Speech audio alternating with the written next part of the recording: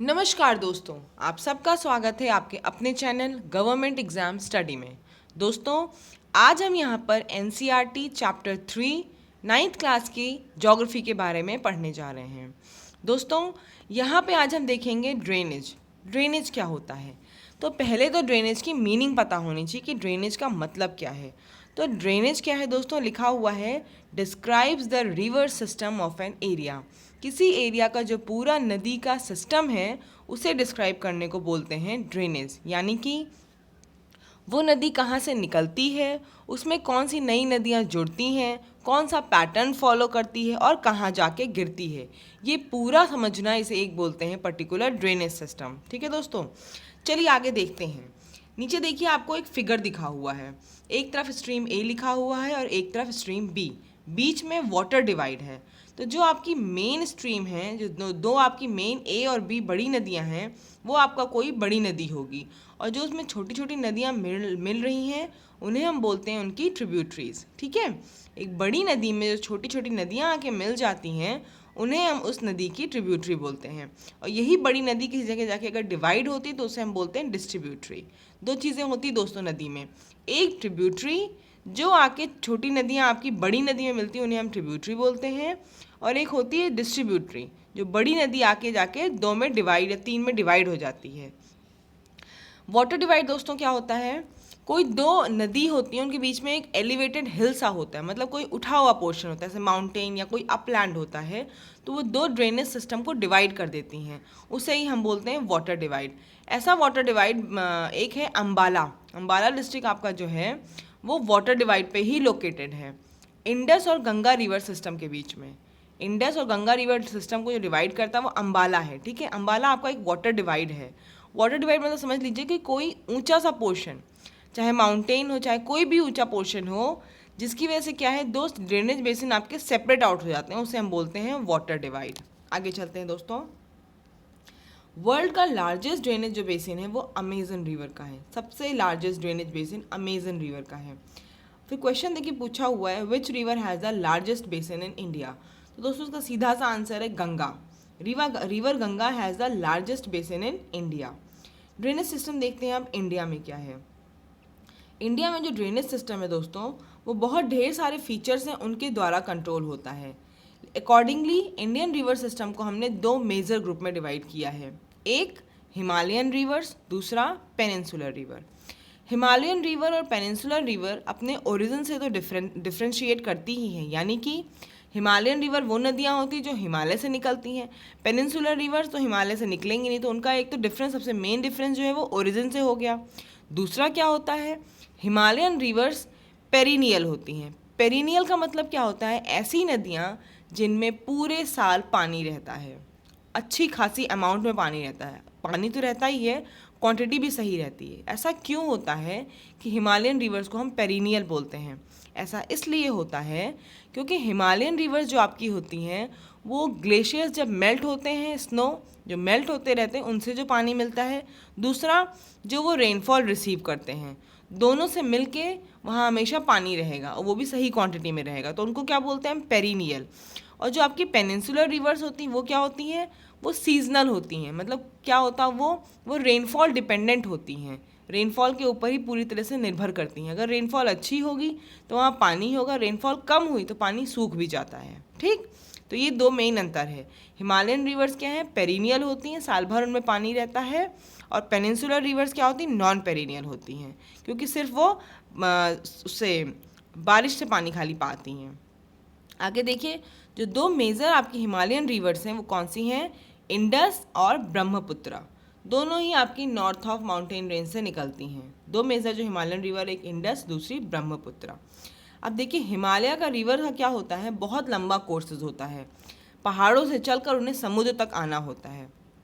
तो उसमें क्या होता है, बहुत ढेर सारी इरोजनल एक्टिविटी वो कैरी आउट करती हैं, बहुत से पहाड़ों को काटती हैं, बहुत ढेर सारी मिट्टी लाती हैं और बालू लाएंगी, सब लाएंगी। और रास्ते में क्या करेंगी, वो अपना रास्ता ही बहुत बदलती हैं, किसी जगह बहुत घुमावदार हो जाती हैं। घुमावदार जो बहुत ज़्यादा होने का तरीका होता है उन्हें मिएंडरर्स बोलते हैं।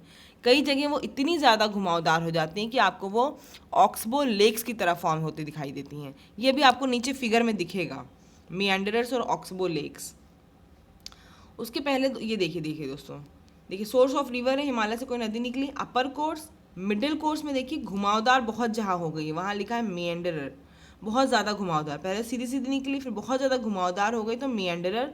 और जहाँ पे एकदम पूरी घूम गई उसे क्या बोलते हैं, ऑक्सबो लेक। ठीक, और उसके बाद लोअर कोर्स में जाके वो डेल्टा बना देती है। अभी डेल्टा वगैरह हम समझते हैं।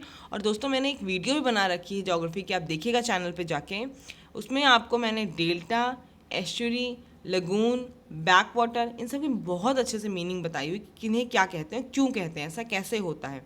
आप जाके एक बार उस वीडियो को ज़रूर गो थ्रू कर लीजिएगा। आगे देखिए दोस्तों, ड्रेनेज पैटर्न। ड्रेनेज पैटर्न में देखिए क्या हो दोस्तों, कई ढेर सारे ड्रेनेज पैटर्न बनते हैं। एक डेंड्रिटिक होता है, दूसरा ट्रेलिस, चौथा रेक्टेंगुलर और उसके बाद रेडियल ड्रेनेज। ठीक है, तो 4 तरह के मेन ड्रेनेज पैटर्न्स होते हैं। डेंड्रिटिक कौन सा होता है, जहाँ पे एक मेन नदी होती है और बाकी छोटी छोटी आके ट्रिब्यूटरीज में मिलती है। ठीक है, स्लोप में, और जैसा स्लोप होता है नदी का प्लेन का, वैसा ही वो चलती जाती हैं। तो ये डेंड्रिटिक होता है। कई नदियाँ आपकी डेंड्रिटिक फॉलो करती हैं, मोस्टली इनफैक्ट आप कहते हैं डेंड्रिटिक ही फॉलो करती हैं।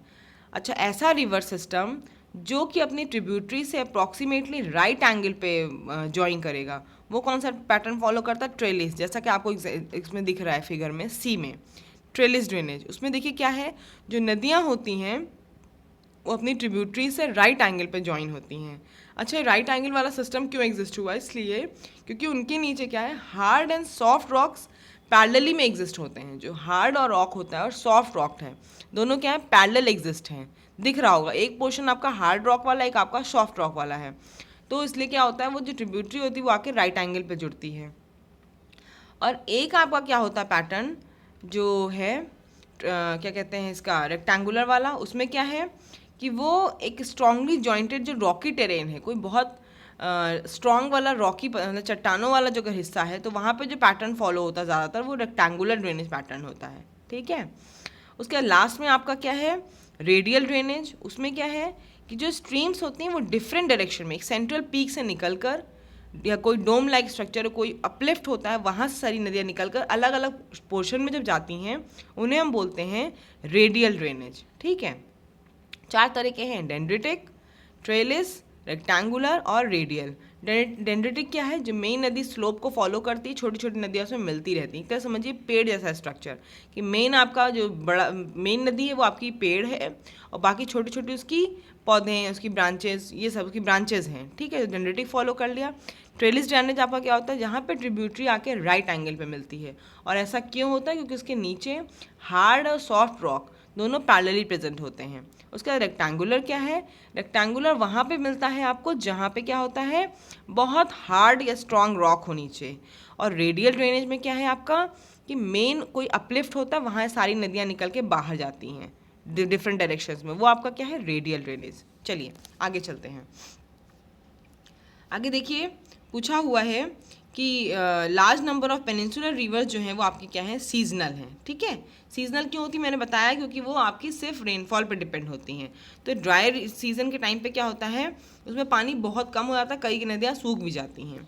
आगे देखिए कि रिवर जो पेनिनसुलर इंडिया की हैं वो ज़्यादातर वेस्टर्न घाट से ओरिजिनेट होती हैं और बे ऑफ बंगाल की तरफ जाती हैं। ये बात मैंने आपको बताई भी है कि 2 नदियाँ आपकी हैं, नर्मदा और तापी, जो अरेबियन सी में गिरती है और एस्चुरी बनाती हैं। देखिए एस्चुरी की मीनिंग भी मैंने आपको बता रखी है अपनी वीडियो में, ज़्यादा होगा तो मैं लिंक में डिस्क्रिप्शन दे दूँगी आपको, उस वीडियो को ज़रूर देख लीजिएगा कि एस्चुरी क्या है, बैक वाटर क्या है, लगून क्या है, बहुत अच्छे से डिस्क्राइब किया हुआ है।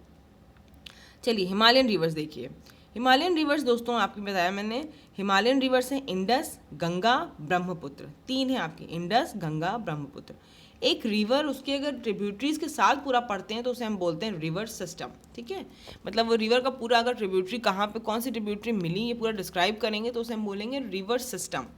तो इंडस रिवर सिस्टम पहले हम पढ़ेंगे। इंडस रिवर सिस्टम देखिए दोस्तों, तिब्बत में होता है, मिलता है। Indus rises in the Tibet near lake Mansarovar. Lake Mansarovar के पास इंडस राइज होती है और वेस्ट की तरफ फ्लो करते हुए, पश्चिम की तरफ बहते हुए वो इंडिया में लद्दाख डिस्ट्रिक्ट, जम्मू एंड कश्मीर के लद्दाख डिस्ट्रिक्ट से अंदर घुसती है। ठीक है, कहाँ से, आगे पूछा जाता है क्वेश्चन कि जो इंडस रिवर है वो इंडिया में किस तरफ से एंटर करती है, तो इंडिया में ये Ladakh district of Jammu and Kashmir से एंटर करती है। ठीक है, इसके बाद क्या होता है इसमें देखिए, इसकी ट्रिब्यूटरीज का नाम क्या है, जास्कर, न्यूब्रा, श्योक एंड द हुंजा। ये सब कश्मीर रीजन में ही इसको ज्वाइन कर लेती हैं। ये सब इसकी इंपॉर्टेंट ट्रिब्यूटरीज हैं, जास्कर, न्यूब्रा, श्योक एंड द हुंजा, ये सब कश्मीर रीजन में इसको ज्वाइन करती हैं। उसके बाद देखिए जो सतलज, ब्यास, रवि, चेनाब और झेलम है, ये सब एक साथ एंटर करती हैं इंडस में। कहाँ, मिठान कोट इन पाकिस्तान। ठीक है, ये सब ज्वाइन करती हैं इंडस में घुसने के लिए मिठान कोट इन पाकिस्तान। वहाँ पे पांचों नदियाँ आपकी ज्वाइन कर लेती हैं। ठीक है, उसके बाद फिर क्या होता है, इंडस जो है वो साउथ वर्ड चला जाता है नीचे और अरेबियन सी में जाके गिर जाता है कराची के ईस्ट में। ठीक है, इसका मतलब इंडस जो है वो पूरा पोर्शन लगभग इसका पाकिस्तान में है, 1/3 से भी कम इंडिया में आता है। ठीक है, लेकिन बहुत इंपॉर्टेंट, जितना भी हिस्सा इसका आता है वो भी हमारी खेती के लिए बहुत इंपॉर्टेंट होता है। अभी आपको हम एक ट्रीटी भी बताएंगे जो साइन हुई इंडिया और पाकिस्तान के बीच में। ठीक है, तो इंडस रिवर जो आपको समझ में आ गई होगी, तिब्बत से उठी लेक मानसरोवर के पास और इंडिया में कहाँ से एंटर की, लद्दाख डिस्ट्रिक्ट में, जम्मू एंड कश्मीर के। ट्रिब्यूटरीज की कौन कौन सी हैं, जास्कर, न्यूब्रा, श्योक एंड हुंजा, जो कश्मीर रीजन में ज्वाइन कर लेती हैं। बाकी जो इसकी मेन नदियाँ हैं जैसे सतलज, ब्यास, रवि, चेनाब और झेलम, ये इंडस रिवर में एंटर करती कहाँ से, मिठान कोट इन पाकिस्तान। और उसके बाद इंडस क्या होती है, साउथवर्ड नीचे की तरफ चली जाती है और ईस्ट ऑफ कराची में जाके अरेबियन सी से मिल जाती है। ठीक है, लंबी इसकी इंडस जो है वो एक लॉन्गेस्ट रिवर है, 2900 किलोमीटर इसकी लेंथ है, लेकिन इंडिया की लॉन्गेस्ट रिवर नहीं है, क्योंकि इंडिया में बता रही हूँ इसका बहुत कम पोर्शन आता है। ज़्यादातर पोर्शन आप देखिए फिगर से दिख रहा होगा, इंडस, झेलम, चेनाब, रवि, सब सतलज, सब कहाँ, सब देखिए बाहर पाकिस्तान की तरफ जाके मिल रही है। इंडस का जो मेन पोर्शन है वो बाहरी की तरफ देखिए दिख रहा है। ठीक है, थोड़ी सी इंडस रिवर सबसे ऊपर देखिए जम्मू कश्मीर से एंटर हुई और फिर चली गई बाहर। तो इंडस रिवर इंडिया में बहुत कम पोर्शन में है। ठीक है, बाकी नदियाँ यहाँ पे ज़्यादा हैं। चलिए अभी देखेंगे कौन सी लॉन्गेस्ट नदी है इंडिया की। A third of Indus basin is located in India in the states of Jammu and Kashmir, Himachal Pradesh और पंजाब। बाकी रेस्ट सारा क्या है, कहाँ पे है, पाकिस्तान में है। इसी पानी की वजह से कि इंडस का जो पानी है वो यहाँ बहुत कम आता है, इसकी वजह से एक ट्रीटी भी साइन की गई है, इंडस वाटर ट्रीटी 1960 में वर्ल्ड बैंक ने साइन कराई है। इसमें क्या है कि इंडिया जो है वो 20% टोटल वाटर जो इंडस कैरी करती है उसका यूज़ कर सकता है, और वो भी सिर्फ खेती के लिए यूज़ करेगा, सिर्फ इरिगेशन के लिए यूज़ करेगा। Punjab, Haryana, southern and western part of Rajasthan, वहाँ पे सिर्फ खेती के लिए इंडस का पानी यूज़ हो सकता है। ये इंडस वाटर ट्रीटी क्या, हम एक अच्छी वीडियो बना के बता देंगे आपको। आगे देखिए गंगा रिवर सिस्टम अब आ गया। गंगा जो है वो बहुत मेन इंपॉर्टेंट है अपने लिए, क्यों है भी आगे पता चलेगा आपको। गंगा रिवर में देखिए क्या है, भगीरथी गंगोत्री ग्लेशियर से जो निकलती है और अलकनंदा, दोनों देखिए आके देवप्रयाग में उत्तराखंड में आके मिलती है। देखिए फिगर में दिखाया हुआ है, एक तरफ से भगीरथी आ रही है और एक तरफ से क्या आ रही है आपकी अलकनंदा, और देवप्रयाग में आके वो मिल रही हैं। दिख रही होगी एक लाइन जिससे पता चलो दोनों नदियाँ आके मिल रही हैं। हरिद्वार में क्या है, गंगा जो है वो माउंटेन से होके प्लेन्स में आ जाती है। ठीक है, गंगा की जो इंपॉर्टेंट ट्रिब्यूटरीज हैं वो कौन कौन सी हैं, यमुना, घाघरा, गंडक और कोसी। ठीक है, ये आपकी क्या है, इसकी मेन इंपॉर्टेंट ट्रिब्यूटरीज हैं। यमुना जो आपकी है वो यमुनोत्री ग्लेशियर हिमालयाज में है, वहाँ से निकलती है और ये गंगा के पैरेलल फ्लो करना स्टार्ट करती है, और राइट बैंक ट्रिब्यूटरी की तरह ये आके इलाहाबाद में गंगा से मिलती है। ठीक, ऐसे ही सेम घाघरा, गंडक और कोसी, ये सब आपकी नेपाल हिमालयाज से निकलती हैं, ये सब ट्रिब्यूटरीज हैं। अच्छा, ये जो घाघरा, गंडक और कोसी जो रिवर बता रही हूँ जो नेपाल हिमालय से निकलती है, ये फ्लड पार्ट्स बहुत ज़्यादा फ्लड करती हैं, फ्लड मतलब बहुत बाढ़ वगैरह बहुत आती है नॉर्दर्न प्लेन्स में, इन्हीं की वजह से बहुत डैमेज तो होता है लाइफ और प्रॉपर्टी का, मगर इसी वजह से वहाँ पे क्या है, खेती बहुत अच्छी होती है। क्यों, क्योंकि मिट्टी जब भी, आपको पता होगा जब भी किसी जगह बाढ़ आएगी तो नदियाँ अपने साथ क्या लाती हैं, मिट्टी लाएंगी, बालू लाएंगी, और जो पुराना चीज़ वहाँ पे सब कुछ होगा उनको बाहर ले जाएंगे अपने साथ, तो वहाँ पे हमेशा नई चीज़ें आ जाती हैं। मतलब वो जो आपकी एरिया है, जो ज़मीन है, वो क्या हो जाती है, ज़्यादा उपजाऊ हो जाती है, ज़्यादा फर्टाइल हो जाती है। ठीक है, एग्रीकल्चरल लैंड के लिए। अब देखिए आगे क्या है, जो मेन ट्रिब्यूटरी हैं आपकी जो पेनिनसुलर अपलैंड से आती है उनका क्या क्या नाम है, चंबल, बेतवा और सोन। ठीक, ये मेन ट्रिब्यूटरीज हैं आपकी जो पेनिनसुलर अपलैंड से आती हैं।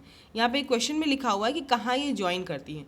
तो देखिए दोस्तों, चंबल और बेतवा यमुना को ज्वाइन करती हैं इटावा डिस्ट्रिक्ट पे, हमीरपुर टाउन इन यूपी। ठीक है, Chambal and Betwa join at Etawah district and Hamirpur town in Uttar Pradesh. Etawah district and Hamirpur town in Uttar Pradesh. And Yamuna तो पता ही है आपको कि संगम में इलाहाबाद में ज्वाइन करेगी, और सोन जो है वो ज्वाइन करती है गंगा को नियर पटना बिहार में। ठीक, सोन ज्वाइन करती है गंगा को नियर पटना बिहार। गंगा जो है वो देखिए फ्लो करती रहती है ईस्टवर्ड टिल फरक्का इन वेस्ट बंगाल। फरक्का इन वेस्ट बंगाल तक वो ईस्टवर्ड फ्लो करती रहती है। नॉर्दर्न, यही आपका नॉर्दर्न मोस्ट पॉइंट है उसका गंगा डेल्टा का। इसके बाद यहाँ से रिवर बाइफरकेट हो जाती है, यानी कि भगीरथी और हुगली दो में डिस्ट्रीब्यूटरी डिवाइड हो जाती है इसकी। ठीक, एक भगीरथी हो जाती है, दूसरी आपकी हुगली। फिर ये साउथवर्ड जाते जाते कहाँ होता है, डेल्टाइक प्लेन बना के बे ऑफ बंगाल में गिर जाती है। ठीक है, ईस्टवर्ड में कहाँ तक जाती है, फरक्का में वेस्ट बंगाल जाएगी, और उसके बाद स्लोली फॉलो साउथवर्ड जाते जाते ये डेल्टाइक प्लेन बना के बे ऑफ बंगाल में गिर जाएगी। मेन स्ट्रीम जो इसकी है वो साउथवर्ड्स फ्लो करती है। ठीक है, मेन स्ट्रीम जो है वो साउथवर्ड जाके बांग्लादेश में एंटर कर जाती है और ब्रह्मपुत्र से ज्वाइन हो जाती है। जो मेन एक धारा होगी वो साउथवर्ड जाते जाते बांग्लादेश में एंटर करेगी और ब्रह्मपुत्र से ज्वाइन कर लेगी। जहाँ पे ये ब्रह्मपुत्र से फर्दर ज्वाइन करती है और बांग्लादेश में एंटर करती है उसे हम बोलते हैं मेघना। ठीक है, इसे हम बोलते हैं मेघना। अब देखिए जो डेल्टा फॉर्म होता है आपका उसे हम उसे क्या बोलते हैं, सुंदरबन डेल्टा। जो डेल्टा फॉर्म हो रहा है ना उसको हम बोलते हैं सुंदरबन डेल्टा। सुंदरबन क्यों बोलते हैं, because of the presence of Sundari tree. Sundari tree जो आपका है वो मार्श लैंड में बहुत अच्छे से पैदावार होती है, उसकी बहुत ज़्यादा पैदावार होती है, इसीलिए सुंदरबन डेल्टा बोलते हैं। वहाँ पे सुंदरी ट्री बहुत ज़्यादा हैं, बहुत ज़्यादा सुंदरी के पेड़ हैं। ये सबसे ज़्यादा वर्ल्ड का लार्जेस्ट और फास्टेस्ट ग्रोइंग डेल्टा है। ठीक है, यही होम भी है आपका रॉयल बंगाल टाइगर का। 2-3 क्वेश्चन ये सब आते हैं एग्जाम में, कंपटीशन वाले एग्जाम में सब क्वेश्चन 2-3 आते हैं कि सुंदरबन डेल्टा का नाम क्यों है और ये होम किसका है, रॉयल बंगाल टाइगर का है। सबसे ज़्यादा वर्ल्ड का लार्जेस्ट डेल्टा है ये गंगा डेल्टा जो आपका है, गंगा डेल्टा जो है सुंदरबन डेल्टा। गंगा की जो लेंथ है वो 2500 किलोमीटर है और यही आपकी इंडिया की लार्जेस्ट रिवर है। इंडिया की लार्जेस्ट रिवर अगर पूछेंगे तो गंगा रिवर सिस्टम है। ठीक है, अम्बाला बता ही चुके हैं आपको कि वाटर डिवाइड पे बिटवीन इंडस और गंगा रिवर सिस्टम पे लोकेटेड है। चलिए ब्रह्मपुत्र रिवर सिस्टम की बात करते हैं। ब्रह्मपुत्र रिवर जो है आपका वो तिब्बत के ईस्ट में मानसरोवर लेक से राइज होता है। ब्रह्मपुत्र कहाँ से राइज होता है, तिब्बत में, ईस्ट ऑफ मानसरोवर लेक। ठीक है, जो बहुत क्लोज है किसके सोर्स के, इंडस और सतलज के। ये थोड़ी सी बड़ी है इंडस से, लेकिन इसका भी ज़्यादातर कोर्स क्या है, इंडिया के बाहर है। इंडस भी बड़ी है लेकिन उससे थोड़ी बड़ी ब्रह्मपुत्र है, लेकिन ब्रह्मपुत्र का भी ज़्यादा पोर्शन इंडिया के आउटसाइड है। ठीक है, ये पैरेलल टू हिमालयाज फ्लो करती है और जब नामचा बारवा में एग्जिस्ट आती है तो यू टर्न लेके एंटर कर जाती है इंडिया में अरुणाचल प्रदेश में। देखिए मैं बता रही हूँ आपको, ये क्वेश्चन इंपॉर्टेंट है। इंडस रिवर सिस्टम आपका कहाँ से, लद्दाख से, जम्मू कश्मीर से एंटर करता है, और ब्रह्मपुत्र रिवर सिस्टम कहाँ से एंटर करता है, अरुणाचल प्रदेश से एंटर करता है। ठीक, नामचा बारवा से वो यू टर्न लेकर इंडिया में एंटर कर जाती है अरुणाचल प्रदेश में। ठीक है, थ्रू अ गॉर्ज। इसे हम यहाँ पे दिहांग बोलते हैं। ठीक, जहाँ पर अरुणाचल प्रदेश में एंटर करती है वहाँ उसे बोलते हैं दिहांग।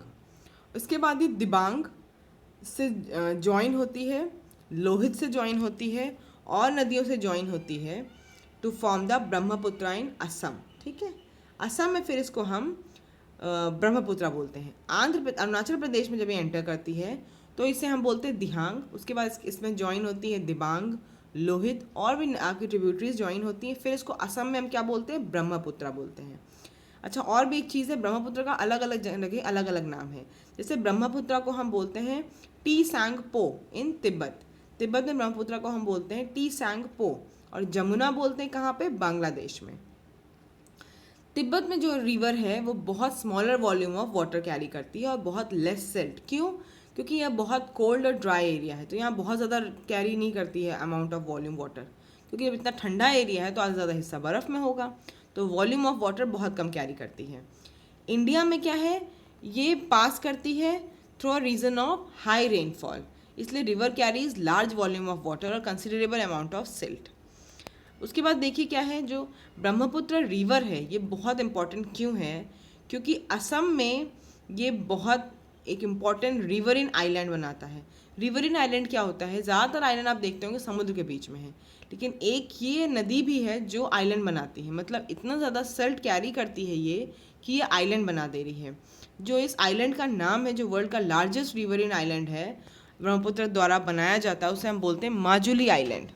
माजुली आइलैंड जो है MAJULI, माजुली आइलैंड है, वो लॉन्गेस्ट है वर्ल्ड में, और ये रिवरिन आइलैंड है, नदी द्वारा बनाया गया आइलैंड है, ब्रह्मपुत्र बनाती है।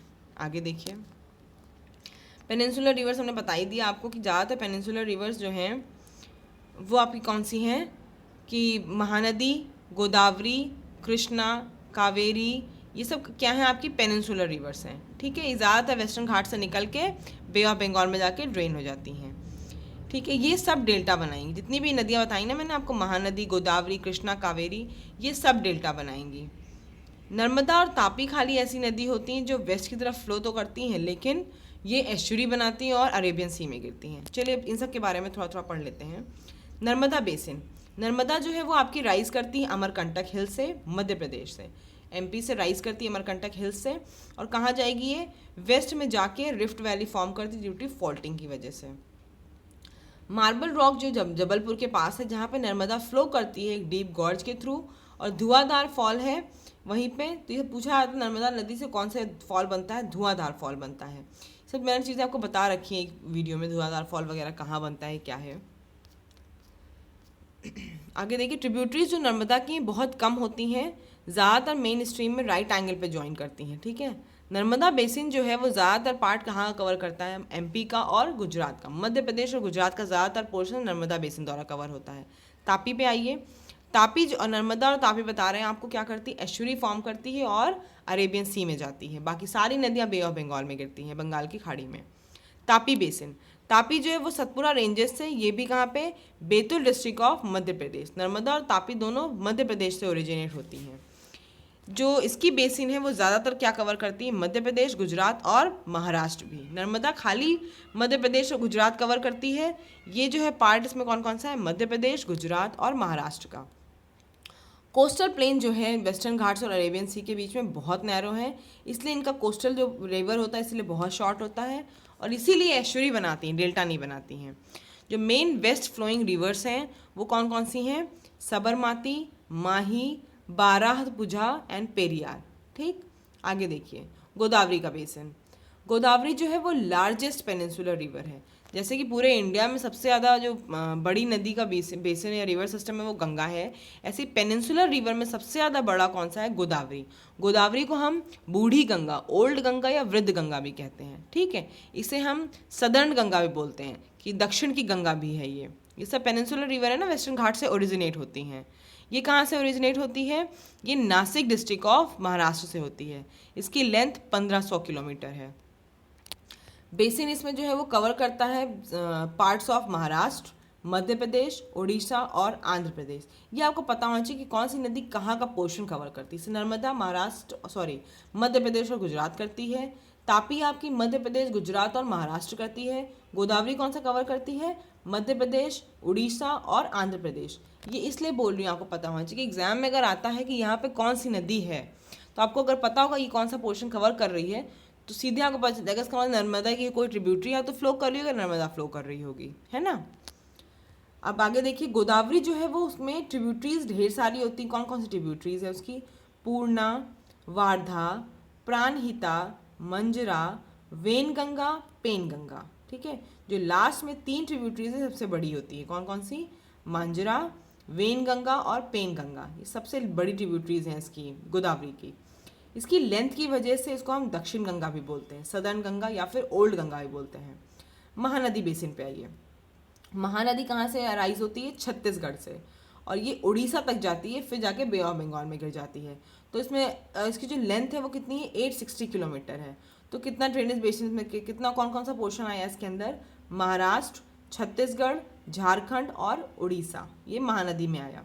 कृष्णा बेसिन देखिए, कृष्णा बेसिन आपका महाबलेश्वर के निकट उठेगा। ठीक, और कृष्णा 1400 किलोमीटर तक ट्रेवल करती है। इसका मतलब जो उसकी लेंथ है वो कितनी है, 1400 किलोमीटर, और ये बे ऑफ बंगाल में पहुंचेगी। इसकी जो ट्रिब्यूटरीज है वो कौन कौन सी हैं, Tungabhadra, the Koyna, Ghat Prabha, Musi and Bhima. ये क्वेश्चन आया था शायद अभी एग्जाम में, किसी SSC में शायद कहीं आया था, ये किसी जगह आया था, मैंने देखा था। भीमा पूछा था किसकी ट्रिब्यूटरीज है, तुंगभद्रा, द कोयना, द घाट प्रभा, मूसी और भीमा, ये कृष्णा नदी की ट्रिब्यूटरीज हैं।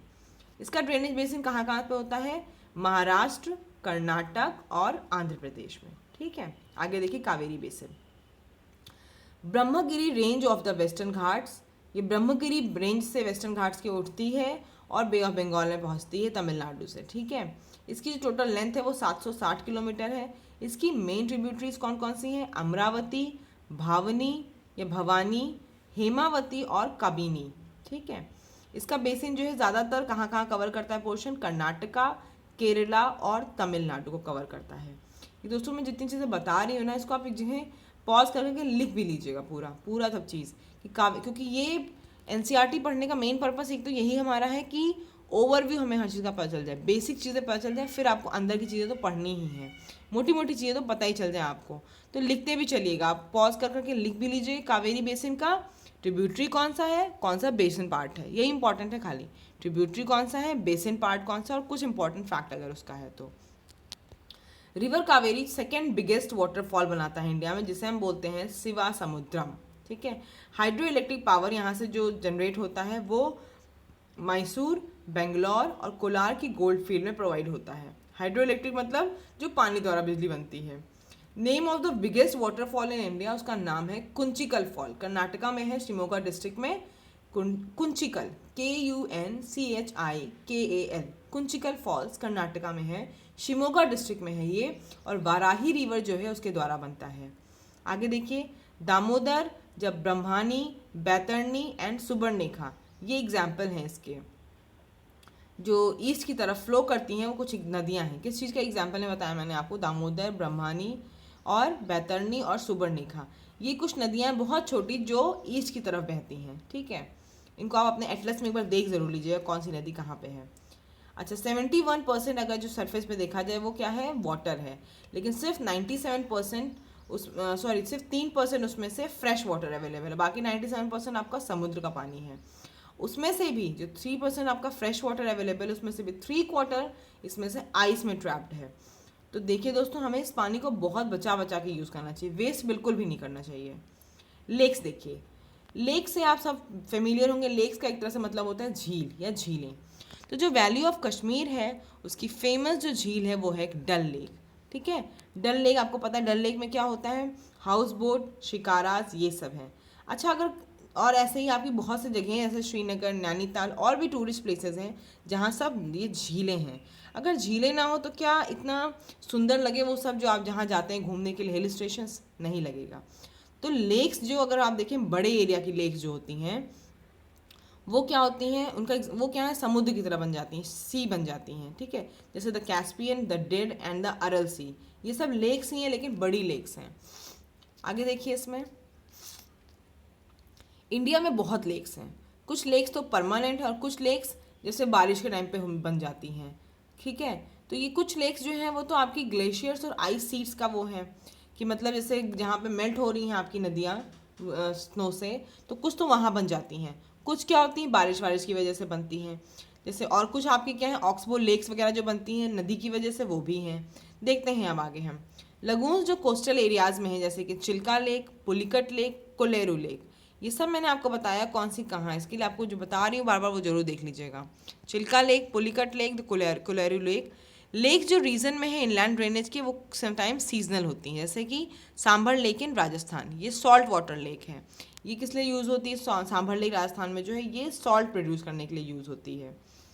आगे देखिए, जो फ्रेश वाटर लेक्स होती हैं वो ज़्यादातर ओरिजिनेट होती हैं हिमालयन रीजन से। ठीक है, वुलर लेक जैसे जम्मू एंड कश्मीर में है, वो जो है वो रिजल्ट है किसका? टेक्टोनिक एक्टिविटी का। वुलर लेक जम्मू कश्मीर में जो है वो रिजल्ट है टेक्टोनिक एक्टिविटी का। ये लार्जेस्ट फ्रेश वाटर लेक है इंडिया में। वुलर लेक जम्मू एंड कश्मीर में ये क्या कहते हैं? रिजल्ट है टेक्टोनिक एक्टिविटी का और लार्जेस्ट फ्रेश वाटर लेक है इंडिया में। डल लेक, भीमताल, नैनीताल, लोकटक और बारापानी, ये सब अदर इंपॉर्टेंट आपकी वाटर लेक्स हैं। ठीक है, आगे देखिए, the damming of the rivers for generation of hydel power has also led to the formation of lakes. कुछ तो आपकी नेचुरल, ये सब जो नाम बताया हमने सब तो नेचुरल है, नैनीताल, भीमताल, लोकटक, ये सब आपकी क्या है? इंपॉर्टेंट फ्रेश वाटर लेक, लेकिन नेचुरली हैं। कुछ आपकी जो लेक्स हैं, झील बन रही है, वो कैसे बन रही हैं? डैमिंग की वजह से। जो हम आजकल बिजली प्रोड्यूस कर रहे हैं, हाइड्रो पावर इलेक्ट्रिसिटी, उसकी वजह से कुछ लेक्स बन जाती हैं। जैसे गुरु गोविंद सागर, ये लेक आपका आर्टिफिशियल लेक है, ठीक है। भाखड़ा नंगर प्रोजेक्ट जो है उसके द्वारा बनाई गई है, तो गुरु गोविंद सागर है ये भी एक लेक है। आगे देखिए, लेक जो है वो बहुत हेल्प करती है किसमें, फ्लो ऑफ अ रिवर में। जैसे अगर हैवी रेनफॉल हो रहा है तो ये फ्लडिंग को प्रिवेंट करेगी। लेक बन जाएगी, किसी और जगह पानी इकट्ठा होने लग जाएगा तो मेन जगह नहीं बहेगा, ठीक। ऐसे ही ड्राई सीजन में क्या करती है, ये इवन फ्लो ऑफ वाटर रखती है कि यहाँ से पानी भी यूज़ कर सकते हैं हम लोग। लेक्स कहाँ क्यों यूज़ करते हैं, लेक्स को हम हाइडल पावर के लिए भी यूज़ करते हैं, और ये क्लाइमेट की सराउंडिंग को मॉडरेट भी रखते हैं। जो हमारा क्लाइमेट है उसको भी मॉडरेट रखते हैं, जैसे कि मेंटेन करते हैं aquatic ecosystem, enhances the natural beauty, और इसी वजह से डेवलप करते हैं टूरिज्म एंड प्रोवाइड रिक्रिएशन। अच्छा देखिए, रोल क्या है रिवर्स का हमारी इकोनॉमी में। जो रिवर होती है, वाटर जो पानी नदी से आ रहा है, बेसिक नेचुरल रिसोर्स है, हर चीज़ के लिए बहुत इंपॉर्टेंट। आपने स्टार्टिंग से देखा होगा कि जब आदि जो मानव थे हमारे, जो एंशियंट पीपल भी थे हमारे, वो भी क्या होता था, नदी के किनारे एग्जिस्ट करते थे। क्यों? क्योंकि नदी ही सबसे मेन चीज़ है हमारे लिए, पानी सबसे ज़रूरी चीज़ है। तो नदी के आसपास सबसे ज़्यादा लोग सेटल होते हैं हमेशा, आप एंशियंट टाइम से देखो। अब ये क्या है, अब ये सेटलमेंट बहुत ज़्यादा बढ़ के बिग सिटीज़ में कन्वर्ट हो गया है। अब देखिए, जो रिवर का पानी है वो irrigation, navigation, hydro power generation, इन सब के लिए इंपॉर्टेंट यूज़ होता है। पर्टिकुलरली हमारा जैसा देश है इंडिया, वहाँ के लिए पानी बहुत ज़रूरी है। क्यों? क्योंकि एग्रीकल्चर मेजर सोर्स है लाइवलीहुड का हमारे यहाँ, मेजॉरिटी ऑफ पॉपुलेशन के लिए ज़्यादातर चीज़ें खेती से ही हो रही, तो पानी बहुत ज़रूरी है हमारे यहाँ। रिवर पोल्यूशन, देखिए जैसे जैसे आबादी बढ़ रही है, पॉपुलेशन बढ़ रही है, वैसे वैसे क्या हो रहा है, रिवर गंदी बहुत हो रही है। पहले क्या था, रिवर के पास वैसे तो 20% वो खुद साफ, 20 किलोमीटर तक का एरिया क्या होता है खुद से साफ़ कर लेती है, उसके पास ऐसे खुद से नेचुरली प्रोवाइडेड वो सब इनहैबिटेंट चीज़ें होती हैं कि वो पोल्यूशन साफ़ कर लेगी। लेकिन अब क्या हो रहा है, पोल्यूशन इतना ज़्यादा बढ़ रहा है और लोग बिना ट्रीटमेंट किए हुए, बिना साफ़ सुथरा किए हुए कचरे को सीधे डाल दे रहे हैं नदियों में। इसकी वजह से क्या हो रहा है, नदी बहुत ज़्यादा गंदी हो रही है। वही लिखा हुआ है, growing domestic, municipal, industrial and agricultural demand for water from reverse, ये सब क्या करती हैं, अफेक्ट करती हैं क्वालिटी ऑफ रिवर को। अगर इनको अच्छे से ट्रीट नहीं किया जाएगा तो क्या हो जाएगा, बहुत ग्रेट कंसर्न हो जाएगी थोड़े दिन बाद, इतनी ज़्यादा हो जाएगी कि हमें पीने के लिए साफ़ पानी कहीं भी नहीं मिलेगा। अभी भी जो हम थोड़ा बहुत साफ़ सुथरा पानी पी रहे हैं वो बिल्कुल नहीं मिलेगा। चलिए आगे क्वेश्चन देखते हैं। राइट आंसर पूछा है ऑल्टरनेटिव से, कौन सा इसमें से ऐसा है जो ड्रेनेज पैटर्न रिजेंबल करता है ब्रांचेज ऑफ अ ट्री। आपको पता है इसका आंसर डेंड्रिटिक है। आगे देखिए, in which of the following state is Wular lake located, Jammu and Kashmir में है। रिवर नर्मदा कहाँ से उसका सोर्स है, अमरकंटक से है, उसके मध्य प्रदेश में। उसके यहाँ देखिए, which one of the following lakes is the salt water lake, Sambhar lake Rajasthan में जो है। Which one of the following is the longest river of peninsular India, Godavari. Which one amongst the following rivers flow through are rift valley, कौन सी river है इसमें से जो rift valley से थ्रू फ्लो करती है आपकी, वो कौन सी है, तापी रिवर, ठीक है। अब चलिए आगे क्वेश्चन देखेंगे। What is meant by water divide, give an example. Water divide आपको बताया था कि कोई अपलैंड या कोई एरिया जो होगा, तो इसका इंग्लिश में आंसर सुन लीजिए। Any elevated area such as mountain और an upland which separates two drainage basin is known as water divide. इसका एग्जाम्पल है, आपको मैंने बताया अम्बाला, जो डिवाइड करता है इंडस और गंगा को, ठीक है। Which is the largest river basin in India, Ganga, जो 2500 किलोमीटर लगभग लंबी है, वो क्या करती है, लार्जेस्ट रिवर बेसिन है इंडिया में। आगे देखिए, where do the river Indus and Ganga have their origin. Ganga का ओरिजिन तो गंगोत्री ग्लेशियर में है, सदर्न स्लोप ऑफ हिमालयाज में, और इंडस कहाँ से राइज करती है, तिब्बत में, नियर लेक मानसरोवर, ठीक है। अगला देखिए, name the two head stream of Ganga, where do they meet to form the Ganga. Two head stream जो गंगा की हैं कौन कौन सी हैं, भगीरथी है और अलकनंदा है, और ये गंगा से कहाँ मिलती हैं, देवप्रयाग में मिलती हैं, उत्तराखंड में। Next question, why does the Brahmaputra in its Tibetan part have less slit despite a longer course. क्योंकि तिब्बतन में क्या है, कोल्ड और ड्राई क्लाइमेट है, सिर्फ इसकी वजह से Brahmaputra smaller volume of water carry करती है। आगे देखिए, which two peninsular rivers flow through trough. Narmada और तापी हैं जो आपकी ट्रॉ से या फिर रिफ्ट वैली से के थ्रू फ्लो करती हैं। Some economic benefits of river and lakes बताना है। देखो, रिवर एंड लेक्स की बहुत इकोनॉमिक बेनिफिट हैं, जैसे कि सिविलाइजेशंस डेवलप होती है ज़्यादातर on the banks of river. River water को हम यूज़ कर सकते हैं डोमेस्टिक एंड इंडस्ट्रियल कंजम्पशन के लिए, is used for domestic and industrial consumption. River water is use for irrigation and navigation and use for the generation of electricity. अगर आपको इन सब का आंसर चाहिए होगा तो आप कमेंट सेक्शन में जाके बताना, मैं आपको इसका PDF प्रोवाइड कर दूंगी, ठीक है। नेक्स्ट देखिए, ढेर सारी लेक्स लिखी हुई, इनको आपको बोला है कि 2 कैटेगरीज में, नेचुरल और ह्यूमन बींग्स में डिवाइड कर देना है। तो आप एक लाइन बना लो, नेचुरल एक तरफ लिखना, आर्टिफिशियल एक तरफ लिखना। मैं नेचुरल सारी बता दे रही हूँ कौन कौन सी हैं। वुलर, डल, नैनीताल, भीमताल, लोकटक, बारापानी, चिल्का, सांभर, पुलिकट, इतनी सारी आपकी क्या है, नेचुरल है। तो बची कौन कौन सी, गोविंद सागर, राणा प्रताप सागर, निज़ाम सागर, नागार्जुन सागर और हीराकुड, ये सब आर्टिफिशियल या मैन मेड लेक हैं। अब पूछा है discuss the significant difference between Himalayan और पेनिनसुलर रिवर्स के बीच में। तो देखो, हिमालयन और पेनिनसुलर रिवर्स बहुत चीज़ों में अलग हैं। एक उनका ओरिजिन, हिमालयन रिवर्स जो हैं वो हिमालय से ओरिजिनेट करेंगी, पेनिनसुलर रिवर कहाँ से ओरिजिनेट करेगी, from the mountains and hills जो पेनिनसुलर प्लेट्यू के अराउंड लोकेट होंगे, ठीक है। इंग्लिश में बता देती हूँ, Himalayan reverse originate from the Himalayas, the peninsular reverse originate from the mountains and the hills that are located in or around the peninsular plateau।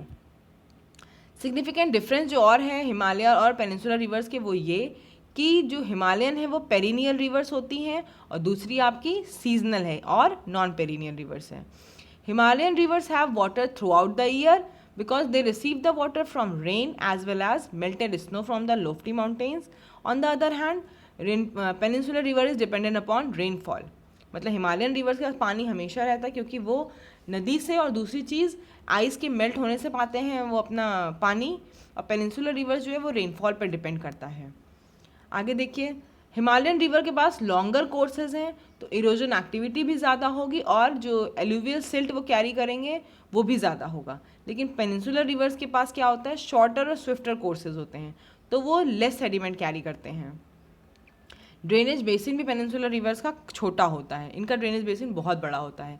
Himalayan reverse के example है गंगा, इंडस, ब्रह्मपुत्र और गोदावरी, नर्मदा, तापी, ये सब पेनिनसुलर रिवर्स के एग्जाम्पल हैं। आगे देखिए, compare the east flowing and the west flowing rivers of the peninsular plateau.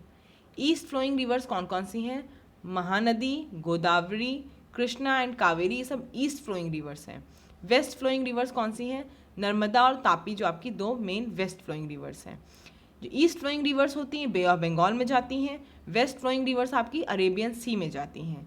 East flowing river जो आपकी होती हैं वो डेल्टा बनाती हैं, जो वेस्ट फ्लोइंग रिवर्स होती हैं वो आपकी एस्चुरी बनाती हैं। इसमें क्या होता है कि ये जो नदियाँ होती हैं ईस्ट फ्लोइंग रिवर्स की, ये सेडिमेंट बहुत ज़्यादा अमाउंट में कैरी करती हैं, और पेनिनसुलर जो वेस्ट फ्लोइंग रिवर्स होती हैं ये सेडिमेंट बहुत कम अमाउंट में कैरी करती हैं, they carry less sediment. In reverse की बहुत ढेर सारी ट्रिब्यूटरीज होती हैं ईस्ट फ्लोइंग की, और वेस्ट फ्लोइंग की लेस नंबर ऑफ ट्रिब्यूटरीज होती हैं। रिवर इंपॉर्टेंट क्यों है, रिवर इंपॉर्टेंट बताया आपको सिविलाइजेशन डेवलप करने के लिए और इलेक्ट्रिसिटी प्रोड्यूस करने के लिए, इन सब चीज़ों के लिए।